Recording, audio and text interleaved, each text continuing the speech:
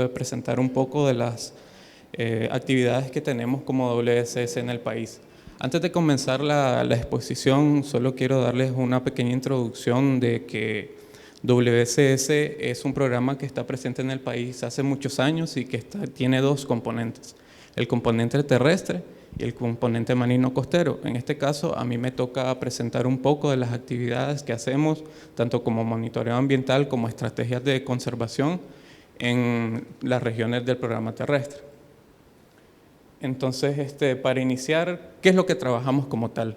WSS, la razón de ser de la organización es el trabajo de la investigación de datos, el levantamiento de datos que les sirvan a las instituciones de cualquiera de los gobiernos donde estemos trabajando para que se tomen decisiones sobre ellos. Tenemos el apoyo de generación de capacidades para la gestión de recursos naturales en los territorios indígenas, el tema de sistemas productivos, que es algo que tenemos un par de años de estar trabajando, y el manejo e investigación de la biodiversidad, que es donde tenemos una vasta experiencia, que en la presentación y en todo lo que vamos a hacer ahorita, les voy a dar una pincelada de un poco más de 20 años de trabajo de un equipo formado entre biólogos y ecólogos que trabajamos estos temas de diferentes taxas. Entonces, para darles un poquito de contexto, el programa de Nicaragua es parte de toda una hoja de ruta de conservación del jaguar como especie de sombrilla, y a partir de esta iniciativa que se dio en los 90, se conformó cada capítulo con el sentido de que queríamos saber cómo estaban las poblaciones de jaguar a nivel de la región. A partir de eso, como se puede ver acá en esa lámina, tenemos que en la región del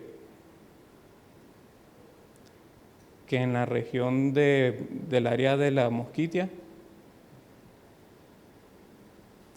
del área de la Mosquitia nicaragüense que corresponde a la Reserva de Biosfera de Bozaguas, tenemos un porcentaje bastante alto de lo que son las poblaciones de jaguar, correspondiente a todo el muestreo que se hizo desde México hasta las cordilleras argentinas.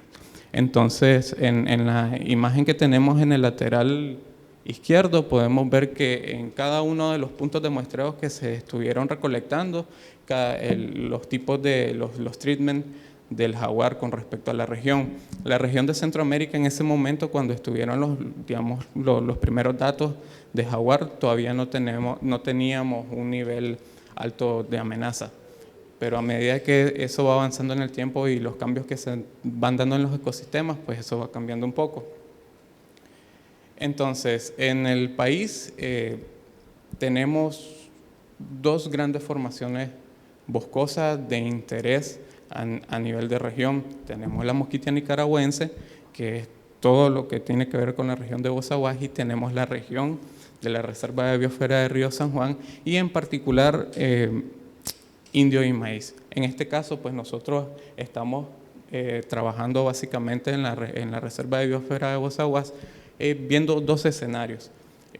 ¿A qué me refiero con dos escenarios? Que nosotros trabajamos con poblados indígenas y también estamos evaluando cómo van avanzando a medida el trabajo de los mestizos en la zona, para tener un contraste entre el poblado indígena, cómo interactúa en su cosmovisión con la naturaleza, y cómo el mestizo va también interactuando con estos ecosistemas, que nosotros los llamamos sistemas socioecológicos.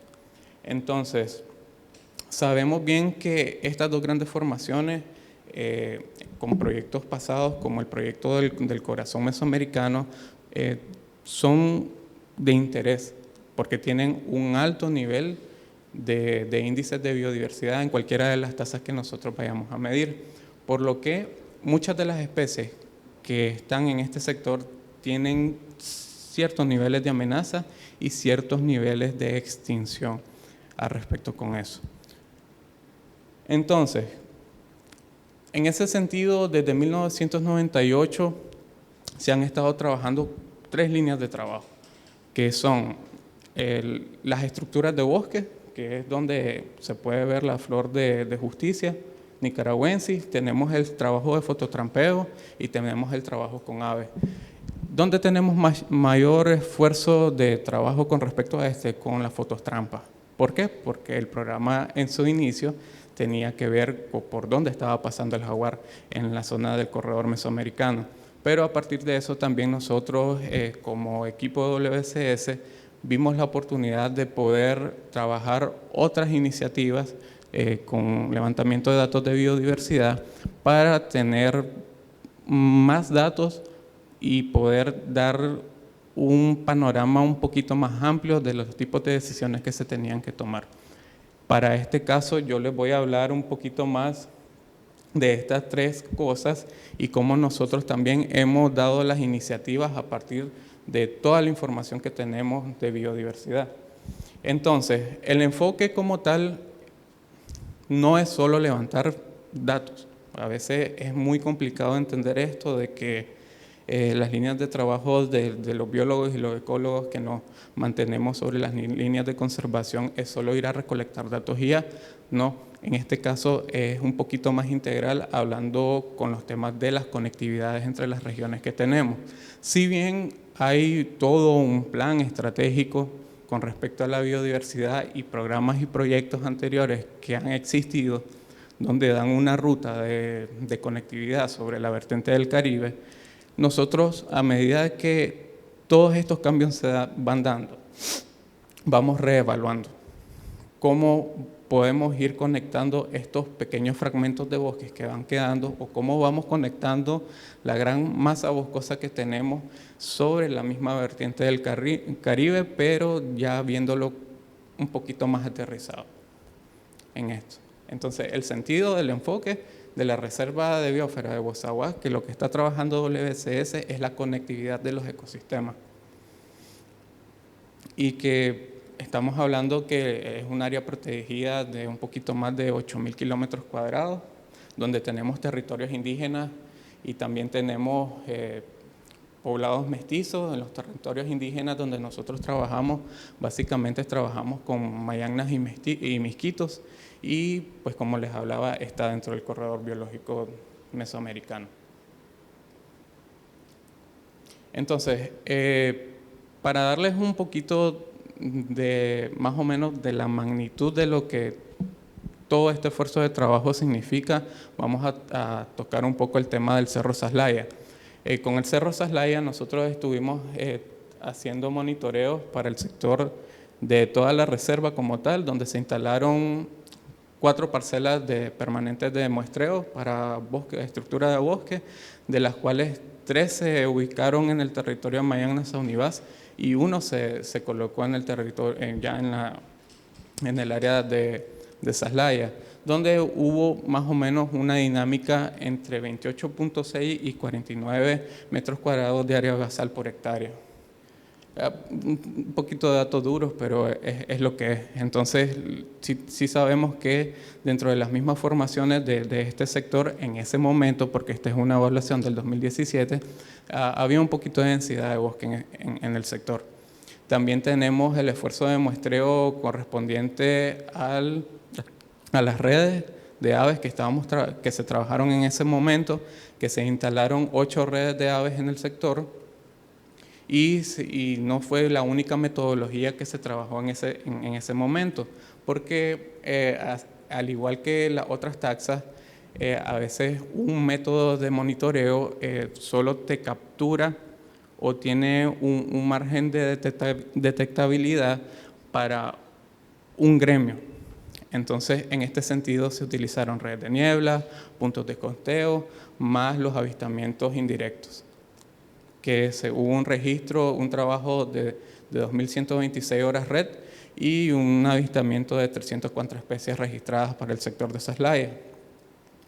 Y las estaciones de cámaras trampas, que se instalaron 20 estaciones de cámaras trampas repartidas entre en el sector de Cerro Saslaya y Mayangna-Saunivás, donde tuvieron un esfuerzo de muestreo de 1.496 trampas noche. En este sentido, el tema de las cámaras trampas se puede medir entre horas de detectabilidad y entre horas noche. Entonces, para tener, digamos, un margen, todo esto de horas trabajadas o horas de esfuerzo de muestreo o noche de esfuerzo de muestreo se ocupan de referencia para poder hacer comparaciones en tiempo. Un ejemplo, digamos, para cámaras trampas, digamos que el requerimiento mínimo para el trabajo de cámaras trampa es de 1 hora cámara. Si nosotros, esa cámara trabajó menos de 1 hora o trabajó menos de un día, a partir del rango mínimo de 1 hora de esfuerzo de muestreo, no podemos hacer comparaciones entre sitios, porque tenemos que estandarizar toda la red. Un día trabajó en este sector, otro día trabajó en este sector, otro día trabajó en este sector. Nosotros, dentro de la experiencia de muestreo, lo que recomendamos siempre es por lo menos que trabajen 20 días. Cámara, con las redes de niebla igual, por lo menos trabajar entre 15 a 20 días y así sucesivamente entre sitios.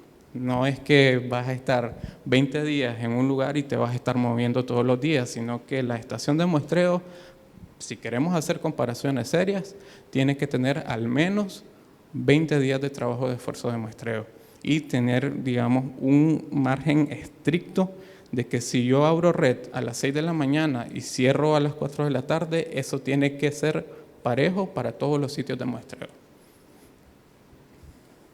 Entonces, para darles resultados preliminares muy básicos, porque cada uno de estos temas fácil puede ser 1 hora por cada tema, les vamos a presentar qué es lo que se pudo captar en temas de aves, que fue como el indicador, bueno, todos tuvieron buenos indicadores, pero el tema de aves sí tuvo una detectabilidad de 368 especies, aproximadamente el 49% de las especies registradas para Nicaragua, donde también se han hecho muestreos, como les enseñé en la imagen primera, que hemos estado haciendo los muestreos en toda la parte del Caribe, desde Indio Maíz hasta la Reserva de Biosfera de Bozaguas.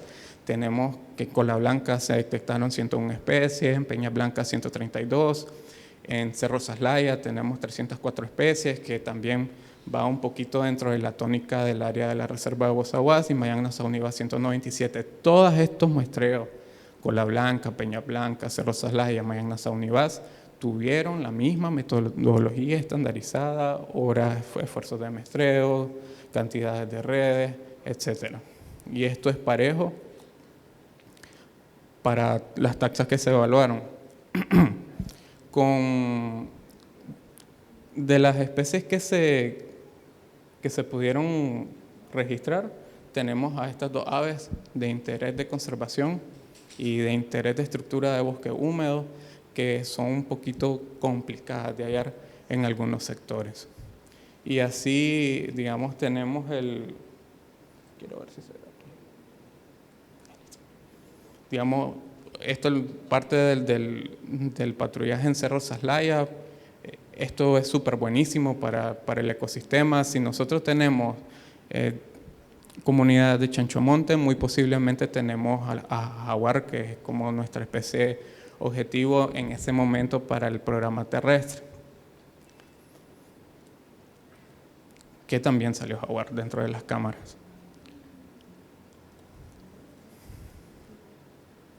Algunos parámetros preliminares con respecto al mismo esfuerzo de muestreo de los bosques naturales que tenemos en varias de las áreas que componen la vertiente del Caribe.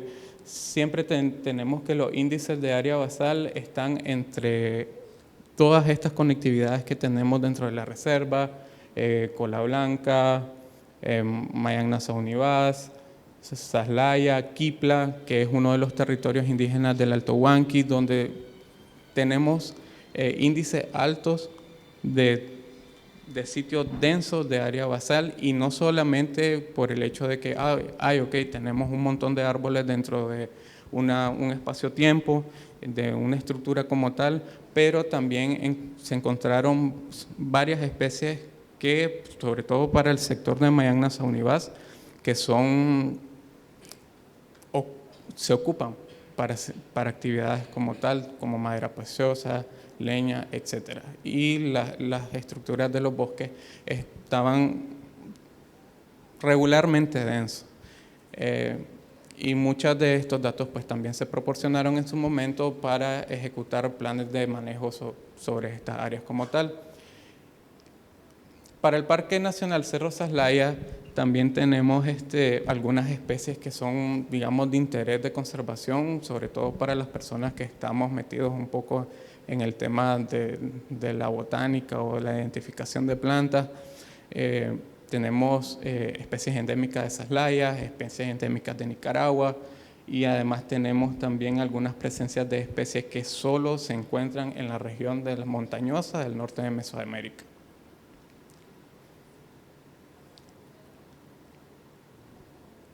Insisto, ¿cuál es el sentido de todo esto? La conectividad geográfica a nivel de país o a nivel regional.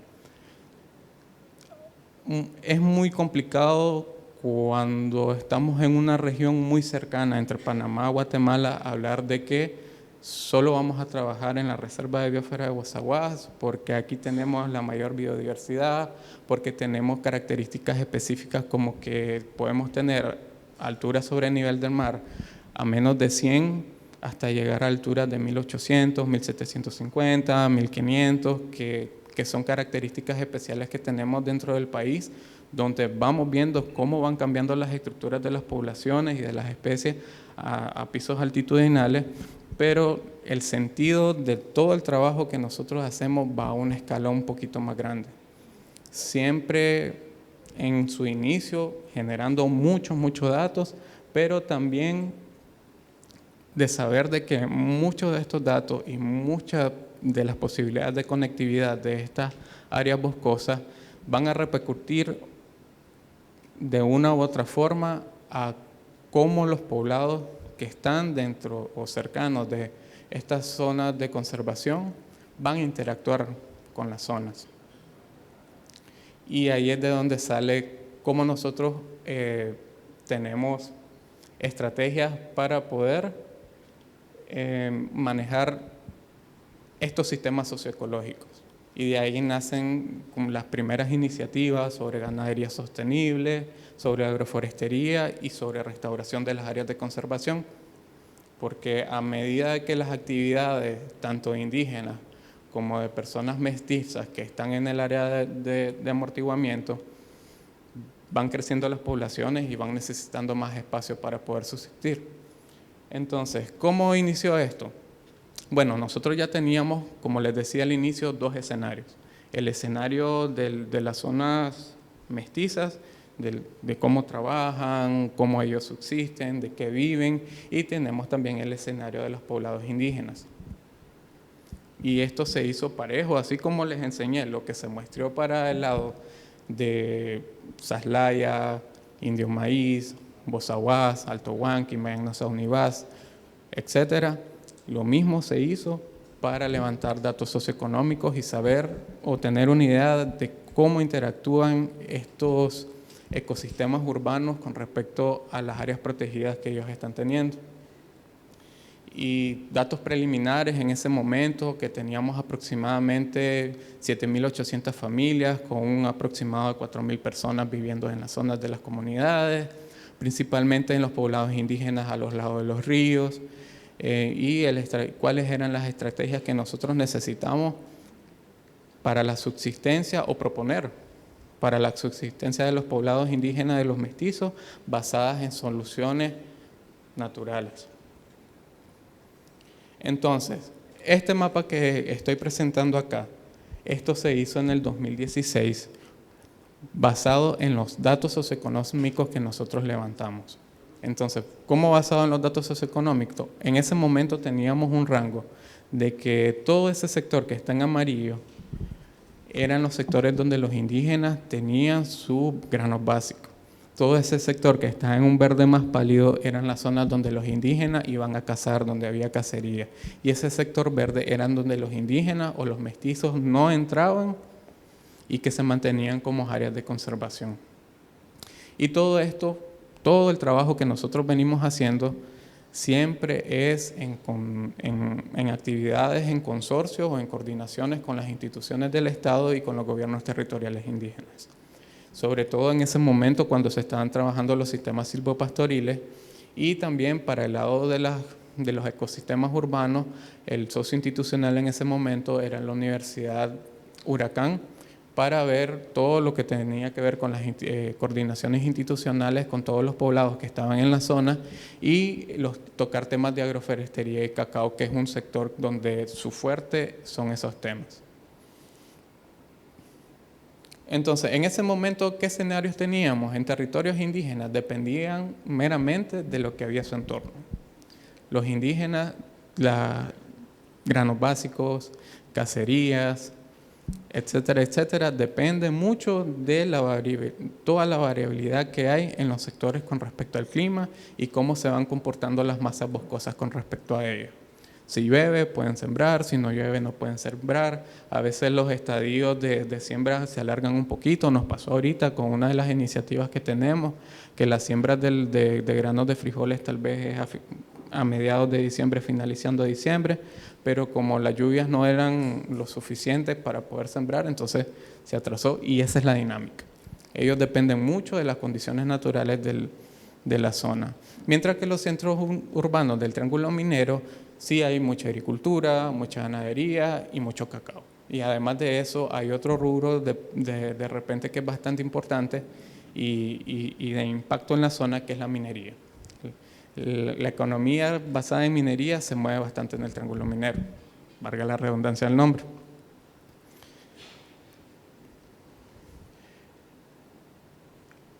En ese sentido, con todos los datos que nosotros estuvimos levantando, entonces nosotros delimitamos prioridades de establecimiento de trabajo con estos sistemas. En esto que les estoy presentando solo es sistemas de silvopastoriles que, si se miran en esa área que está marcado como en rosado fucsia, son áreas cercanas a los ríos. Que tenemos siempre el establecimiento de que hay 40.000 personas potenciales para trabajar y una prioridad de manejo de restauración, que es la ganadería. ¿Qué hicimos nosotros? Tratamos de llegar a los indígenas más vulnerables, para nosotros así poder iniciar con estos, digamos, fondos semillas o iniciativas semillas para que estas actividades de sistemas silvopastoriles o agroforestería se hubiesen podido replicar en el tiempo.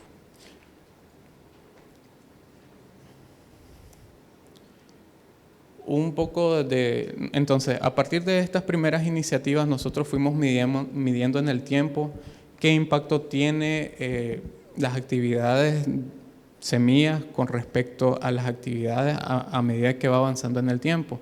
Entonces, todos estos datos, nosotros les llamamos datos socioeconómicos, los vamos midiendo a medida de que, si la vida de una iniciativa es de 2 años, entonces medimos al inicio y medimos al final. Y así sucesivamente para las 2 áreas. Y datos que tenemos sobre eso es cómo van cambiando los patrones con respecto al uso del recurso bosque con respecto a los poblados indígenas. En ese sentido, sabemos que agua, leña, madera para construcción, pescado, carne de monte y medicina, en ese momento, entre 2017 y 2019, tuvo un aumento. Y esto posiblemente sea también por el crecimiento o la densidad poblacional que hay en las comunidades.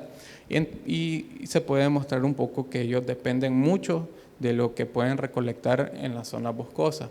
Y en las áreas de los mestizos, en ese momento dependían mucho también de la extracción de leña y de madera y medicina.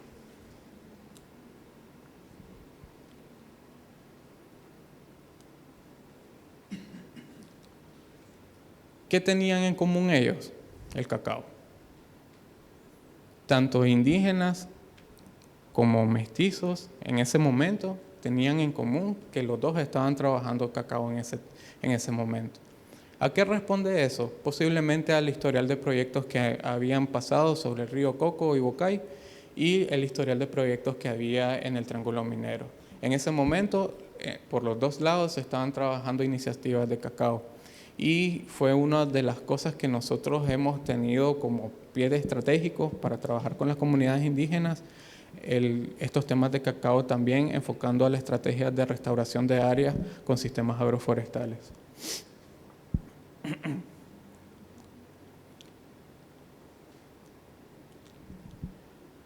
Estos datos son del 2021 más o menos, que fue cuando hicimos el levantamiento socioeconómico para la finalización de una de las iniciativas que teníamos. En ese momento, y creo que todavía, bueno, ese número ha aumentado un poco, teníamos 43 beneficiarios directos y 15 comunidades, aproximadamente 5.000 hectáreas en procesos agroforestales. Nosotros le llamamos procesos de restauración, en los cuales de pronto tenemos que ir a medir cómo van cambiando los indicadores, porque en un inicio sí medimos los indicadores biológicos antes de establecer las plantaciones, pues ya nos toca pronto ir a hacer las remediaciones para ver cómo han ido cambiando los patrones de las comunidades, sobre todo en aves, mejorando los conocimientos de prácticas y actitudes productoras con los indígenas. Nos estamos metiendo mucho a los sistemas productivos de granos básicos para ver cómo hallamos una solución que podamos mantener las áreas de producción sin necesidad de tener muchas extensiones, sino que a menor área, mayor producción, siempre basado en soluciones prácticas y estimulando el proceso de restauración. Aquí no se puede ver, pero una de las, digamos, iniciativas que nosotros tenemos son acuerdos de conservación entre beneficiarios. Vos sos beneficiario de las iniciativas de gobierno territorial con nosotros, pero siempre tenemos como reglas para nosotros poder trabajar estas cosas.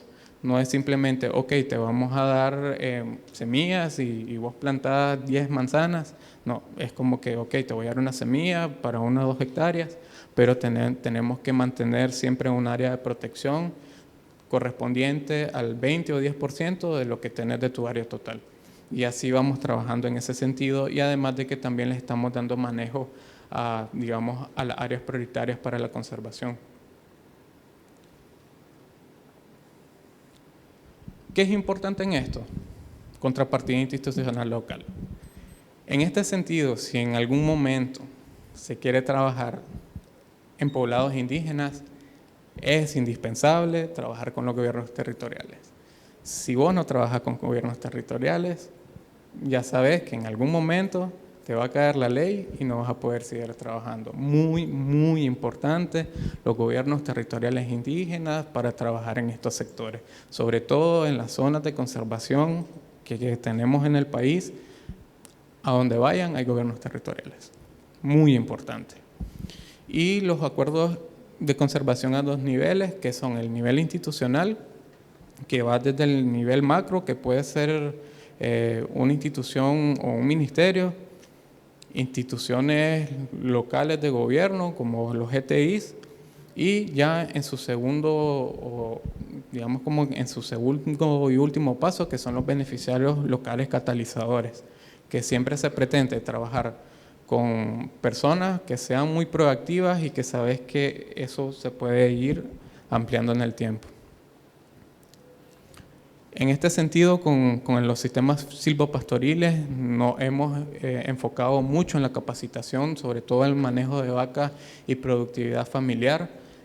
Al momento tenemos algunos sistemas silvopastoriles establecidos, pero también tenemos algunas unidades productivas que tienen como 1 año de funcionamiento, enfocados siempre a mantener la seguridad alimentaria de las unidades educacionales. Tenemos instalados, creo que son como 4 unidades productivas en las áreas de los colegios del Alto Huanqui, y el manejo siempre silvopastoril de los roles, árboles forrajeros, roles de pasto, y cuáles son los beneficios y el beneficio ecosistémico y el beneficio productivo. Enfocando en las especies claves para mantener las productividades y las delimitaciones de la área. Es como llegar a los sitios y hacer un plan de manejo de sus áreas, porque realmente las áreas o los territorios indígenas no podemos llamarles que hay fincas, sino que son áreas de trabajo donde cada familia tiene un área de trabajo y se le da su manejo. Y entonces siempre tratamos de establecer como estrategias de gestión para cada uno de ellos. Y tratar de mantener la restauración natural y servicio ecosistémico. evitar malas prácticas para estos sistemas productivos y principalmente el uso del fuego. El año pasado tuvimos incidentes de incendios bien serios durante todo el sector de Río Coco y son de las prácticas que nosotros también vamos a empezar a darle tal vez un poquito de seguimiento. Una de las apuestas muy fuertes que tenemos también es el tema del cacao, sobre todo porque los precios internacionales han variado muchísimo a beneficio de las personas productoras de cacao y hace un par de meses estuvimos en ese siempre seguimiento al establecimiento de las capacidades de los beneficiarios que tenemos activos. Y dándole seguimiento también al tema de la producción de granos básicos, para poder también darle incentivos a los temas de economía, en el sector del Alto Huanqui y la producción de animales domésticos. Entonces, siguiendo con los temas claves y dando así como un resumen de lo que nosotros hemos hecho como programa para mantener estas áreas funcionales, es el apoyo o apoyando a los gobiernos territoriales y en coordinación en sus acciones también. No solo ellos nos apoyan con el tema de que si necesitamos un aval de ellos para el permiso de trabajo, etcétera, etcétera, sino que nosotros también apoyamos en algunas coordinaciones de acción que ellos están llevando, sobre todo con el manejo de las áreas núcleos de las reservas, renovar los acuerdos de conservación y siempre mantener estos acuerdos de conservación para poder trabajar la área, la inclusión de nuevos beneficiarios basados en características socioeconómicas, induciendo cambios en prácticas y actitudes de productores de sistemas, insertando alternativas productivas con potencial de mercado y seguridad alimentaria. En ese sentido, tenemos 4 paisajes, de los cuales ahorita solo estamos trabajando uno, pero tenemos 4 paisajes identificados en los cuales nosotros podemos establecer estas iniciativas. Sobre todo ahorita estamos muy enfocados en la generación de capacidades en los sectores. También nos queremos como volver al tema de que necesitamos retomar los temas de investigación, sobre todo para saber cómo van estos procesos de restauración y principalmente tratar todos los temas que nosotros estamos trabajando con instituciones tanto locales como de gobierno y algunos socios de empresas privadas, sobre todo en el sector de la área de los sistemas urbanos como son las mineras establecidas.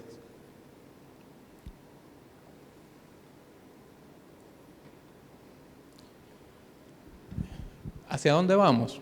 Bueno, el programa terrestre tiene muy claro que lo que necesitamos es mantener las coordinaciones institucionales con gobierno, mantener las coordinaciones locales institucionales como es con los ETI, empezar a tocar puertas con las universidades o a retomar las acciones con las universidades para ver qué opciones tenemos para el trabajo de ciencia, como lo hemos venido trabajando en años anteriores, de temas de investigación y tratar de generar estas capacidades en actores locales, en beneficiarios, en transferir tecnologías, en transferir capacidades de levantamiento de datos, etcétera, etcétera.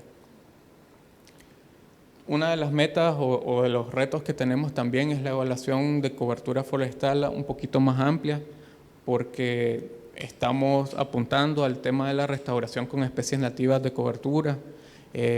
Carbono todavía es un tema que tenemos pendiente con el gobierno territorial indígena, cuánto carbono almacenado aéreo tenemos en cada uno de los territorios o a nivel macro de la reserva, que es de las acciones que tenemos ahí pendientes que no hemos podido desarrollar. Nos interesa saber también en ese proceso de restauración cuánto carbono se almacena en los sistemas productivos, generar capacidad de monitoreo de fauna y las estrategias y sobre todo todos estos componentes que nosotros estamos elaborando tiene que ir basado en una estrategia, tanto las estrategias que existen a nivel de gobierno, de país, como estrategias de mitigación de impacto del cambio climático en los sistemas socioecológicos. Y ya para finalizar, los mecanismos de gestión. Otro de los temas que tenemos pendiente es el establecimiento de un mecanismo de gestión sobre la área, tanto de amortiguamiento como de áreas núcleos, para el manejo en conjunto o con manejo, o como vayamos a establecer en ese momento que lo podamos lograr con los gobiernos territoriales y con las instituciones del Estado, con el tema de tanto monitoreo biológico, sistemas productivos y la generación de capacidades.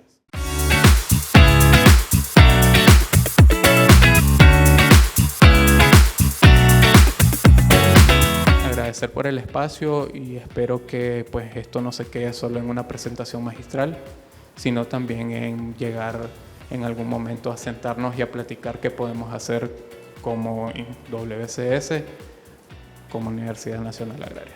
Muchas gracias.